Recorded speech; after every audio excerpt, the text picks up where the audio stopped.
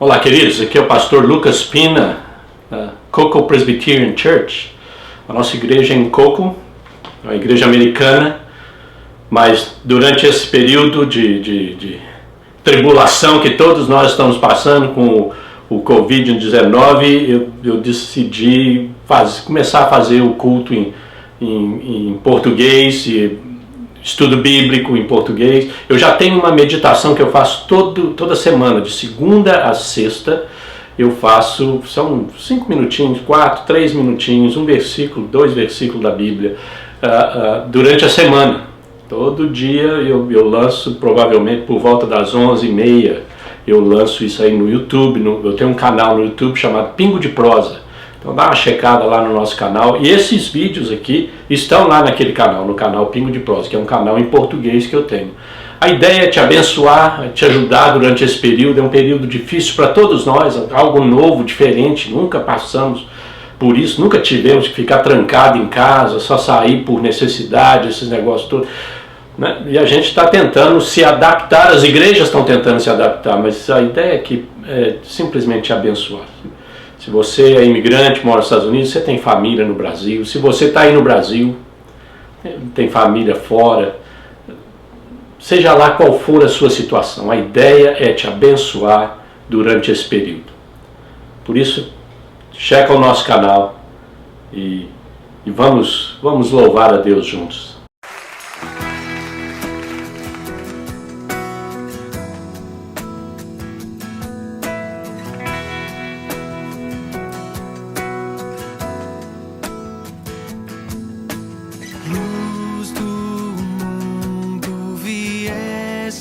A terra para que eu pudesse te ver. Tua beleza me leva a adorar-te. Quero contigo viver. Vim para adorar-te, vim para prostrar-me, vim para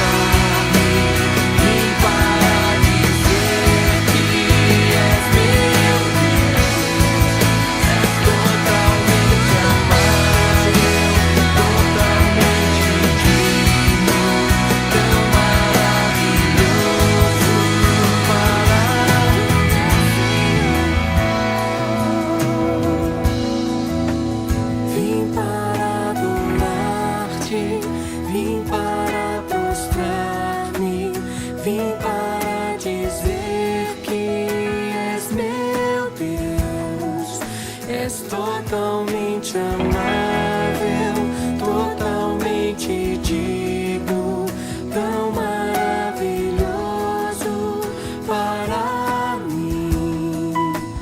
Vim para adorar-te, vim para prostrar-me, vim para dizer que és meu Deus, és totalmente amável, totalmente digno, tão maravilhoso para mim.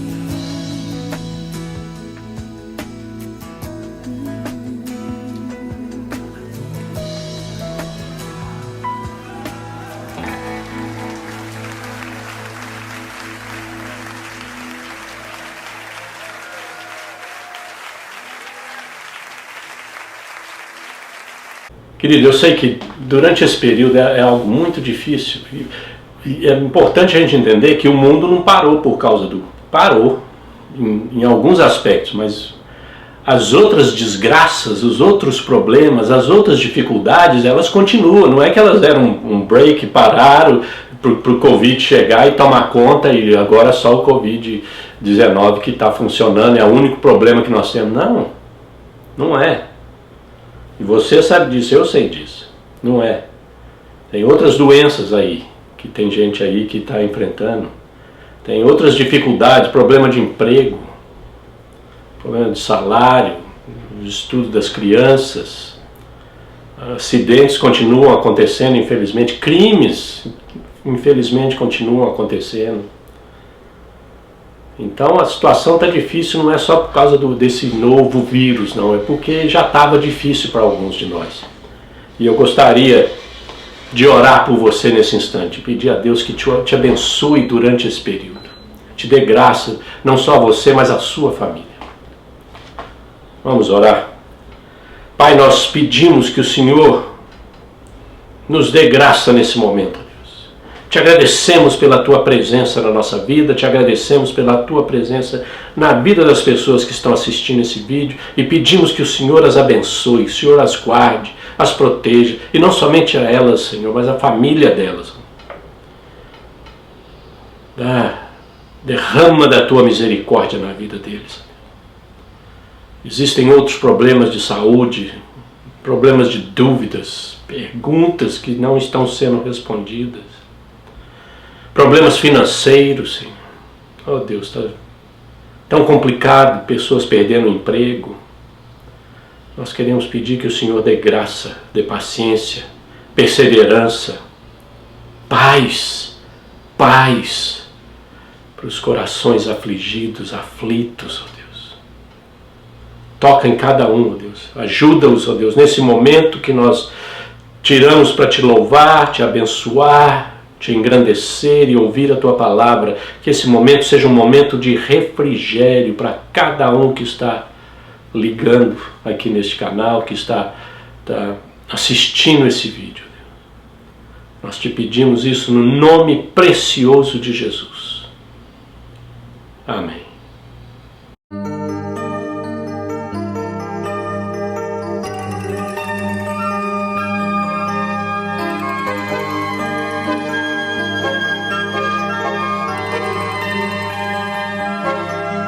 Te agradeço, ó Pai, pelo amor derramado, pela Tua provisão. Nada tem nos faltado, pela Tua proteção e por Tua misericórdia. Em tudo Tu és Pai, Senhor.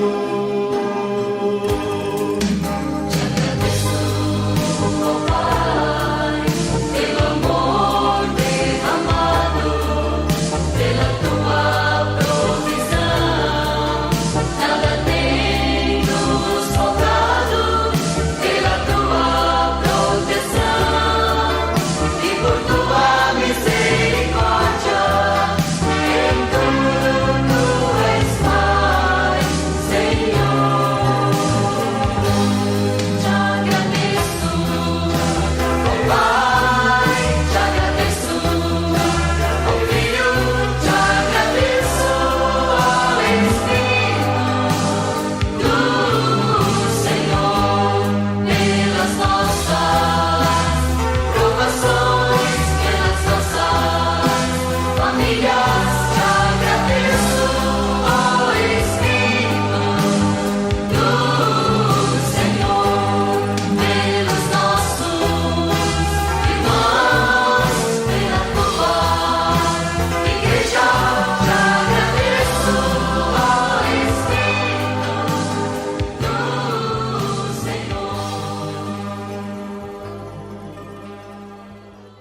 Queridos, o texto de hoje, para a nossa edificação, para a nossa meditação, para o nosso estudo, é um texto lá no Evangelho de Marcos. Nós estamos estudando, vocês estão pegando o bonde andando, vocês pegaram o bonde andando. Eu, na minha igreja americana, o ano passado inteiro, com exceção do Natal, na época do Natal, até agora, eu estou fazendo uma exposição do Evangelho de Marcos. Eu amo o Evangelho de Marcos. É um evangelho curto, sucinto, com muita ação. Jesus não para, ele vai aqui, vai ali, vai aqui. Marcos, ele faz o evangelho ficar vivo, é um negócio maravilhoso. Então, durante o ano passado, quase que inteirinho, e a parte desse ano, né, nós estamos em abril, final de abril, nós estamos terminando o Evangelho de Marcos. Então, vocês pegaram o finzinho do Evangelho de Marcos. É uma pena, né? Se vocês sabem inglês e querem, eu tenho os sermões todo no meu canal do YouTube chamado Lucas Pina. Eu tenho um canal que é a maioria de coisas em inglês, chamado Lucas Pina, e tem um canal em português chamado Pingo de Prosa. Então, se você entende inglês e quer ver todas as mensagens estão lá no canal meu canal em inglês no YouTube. Mas o texto de hoje é os últimos versículos do Evangelho de Marcos. Marcos capítulo 16, versículo 15 até o 20. Olha o que Jesus falou, olha o que Marcos escreveu. E disse-lhes, isso é Jesus, e disse-lhes: vão pelo mundo todo e preguem o Evangelho a todas as pessoas. Quem crer e for batizado será salvo, mas quem não crer será condenado. Estes sinais acompanharão os que crerem. Em meu nome expulsarão demônios, falarão novas línguas, pegarão em serpentes, e se beberem algum veneno mortal, não lhes fará mal nenhum. Imporão as mãos sobre os doentes e estes ficarão curados. Depois de lhes ter falado, o Senhor Jesus foi elevado aos céus e assentou-se à direita de Deus. Então os discípulos saíram e pregaram por toda parte, e o Senhor cooperava com eles, confirmando-lhes a palavra com os sinais que a acompanhavam. Esta é a palavra de Deus para você nesse momento. Vamos orar. Pai, ajuda-nos a entender a Tua palavra, a receber a Tua palavra, a acreditar na Tua palavra, Senhor. A sermos transformados pela Tua palavra, Senhor. Fala conosco nesse momento. Nós te pedimos no nome de Jesus. No nome de Jesus. Nós estamos vendo, vocês pegaram o final, o último capítulo de Marcos. O capítulo todo é sobre a ressurreição. É muito importante entender que esse capítulo todo é sobre a ressurreição. Então, o que nós aprendemos? Nós vimos do versículo 1 até o 11, nós vimos as evidências da ressurreição.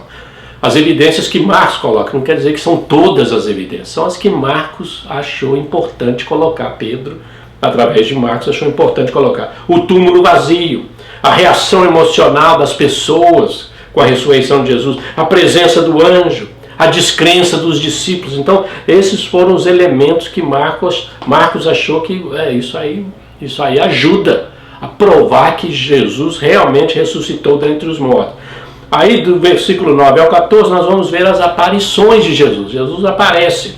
E ele apareceu para as mulheres, para Maria Madalena, apareceu para os discípulos lá no caminho de Emaús, os discípulos no campo, e apareceu finalmente para os discípulos, os apóstolos.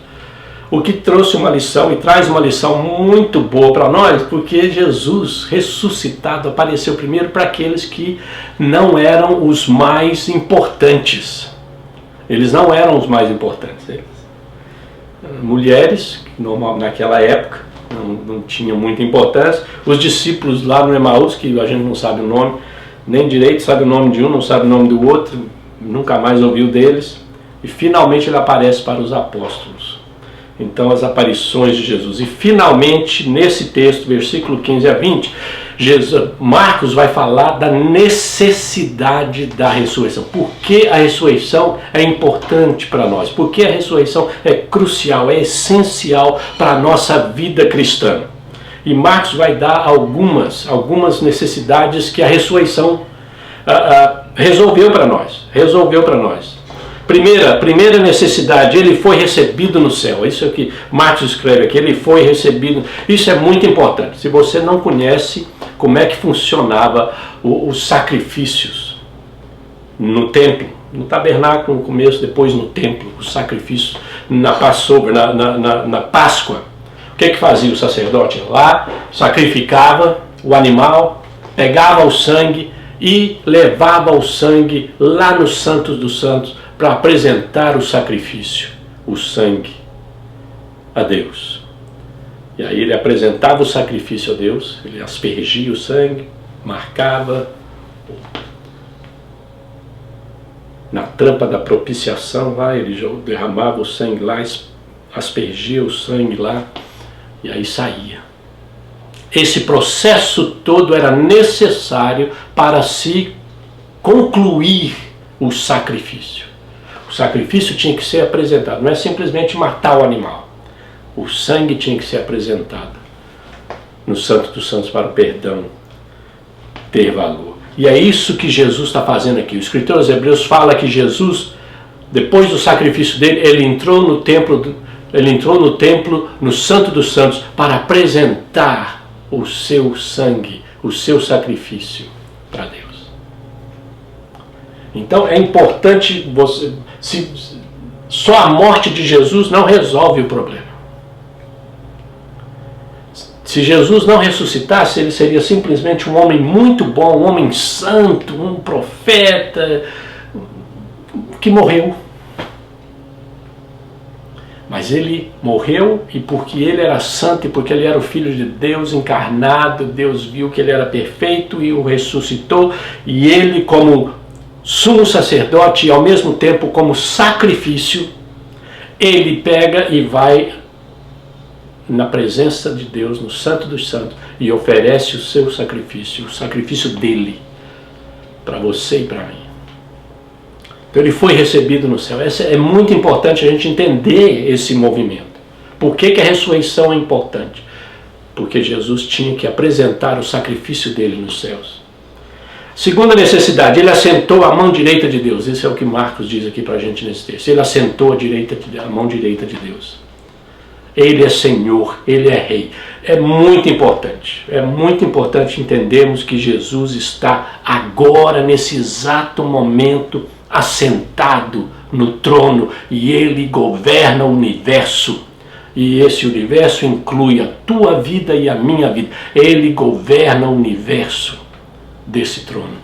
Ele é o Senhor dos senhores, Ele é o Rei dos reis, e nada, absolutamente nada acontece sem a aprovação, sem o aval, sem a chancela, sem o carimbo de Deus, o carimbo de Jesus. Nada acontece. Ele está assentado no trono. Ele é poderoso. Ele assentou-se no trono. E ele disse isso para os discípulos, ele ressuscitou. Lembra o texto de Mateus, quando ele encontra com os discípulos? Ele fala assim: toda autoridade me foi dada no céu e na terra. E de fazer discípulos de todos. Toda autoridade me foi dada no céu e na terra. Por isso que nós precisamos da ressurreição, para ter um Jesus vivo, assentado no trono, governando soberanamente sobre todas as coisas, todos os aspectos da sua vida, da minha vida, do país, tudo. Ele governa o universo. Por isso precisamos dele ressuscitado. A outra necessidade que Marcos menciona é a solidificação da fé, a solidificação da fé. Saber que esse Jesus que nós amamos, nós seguimos, nós adoramos, nós servimos, ele é um Jesus vivo e um Jesus poderoso. Isso é importante. O nosso Deus está vivo, o nosso Deus não está morto, o nosso Deus não está dormindo, o nosso Deus está vivo e ativo. E é muito importante, Jesus não é um perdedor, Jesus é um vencedor.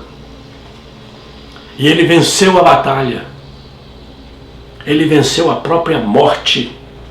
E isso deve solidificar a nossa fé, fortalecer a nossa fé, que nós acreditamos, não é porque nós somos fortes, não, é porque nós acreditamos num Deus que é forte, que é poderoso, que é vivo, que é soberano. Nós acreditamos nesse Deus. Solidificação da fé.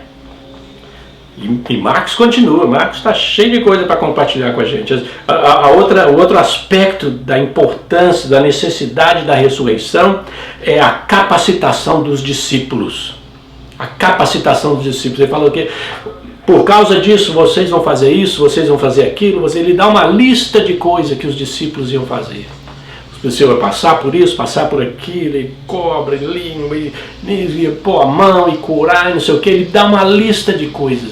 Isso é possível, foi possível por causa da ressurreição de Jesus. Ele foi capaz de capacitar os discípulos, de dar poder para os discípulos. Jesus prometeu isso. Lembra lá no Evangelho de João, quando Jesus fala que se ele não fosse, ele não poderia mandar o Consolador, o Espírito Santo. É isso que ele fez. Ele foi assunto ao céu, ele foi para o céu, ele ressuscitou, foi para o céu e ele enviou o Espírito para nos capacitar, para nos dar poder, para nos dar as ferramentas necessárias, não só para viver a vida cristã, mas para fazer o ministério cristão, exercer o ministério cristão. O Espírito foi enviado, Jesus enviou, Jesus ressurreto enviou o Espírito Santo para te capacitar e me capacitar a viver a vida cristã, porque nós não podemos viver a vida cristã com as nossas próprias forças, capacidades e energia, não podemos. Mas não só isso, para ministrar, ele enviou o Espírito Santo, o Jesus ressurreto enviou o Espírito Santo para nos capacitar a exercer o ministério que ele nos deu, ele nos chamou para exercer. E a ressurreição é parte desse projeto todo. Capacitação dos discípulos. Mais um que ele fala aqui, Marcos fala aqui, salvação dos perdidos. Nós já vimos lá no começo que ele foi ao céu, ele foi levar o sangue dele, apresentar o sacrifício dele para Deus. O sacrifício agradável para Deus, e Deus recebeu, porque ele era santo, por isso que a encarnação dele é importante, a vida perfeita dele é importante, a morte é importante, e a ressurreição são toda a vida, morte e ressurreição, o pacote todo é importante, porque ele tinha que viver uma vida perfeita, ele tinha que morrer, e ele tinha que ser um sacrifício perfeito. Ele tinha que ressuscitar para apresentar a obra que ele fez aqui por nós. E é por isso que nós somos salvos. É por isso que você é salvo. Você é recebido na família de Deus. Você é perdoado. Você tem a vida eterna. Você tem paz. Você tem perdão. Você tem todas essas coisas. Você tem por causa daquilo que Jesus fez por você.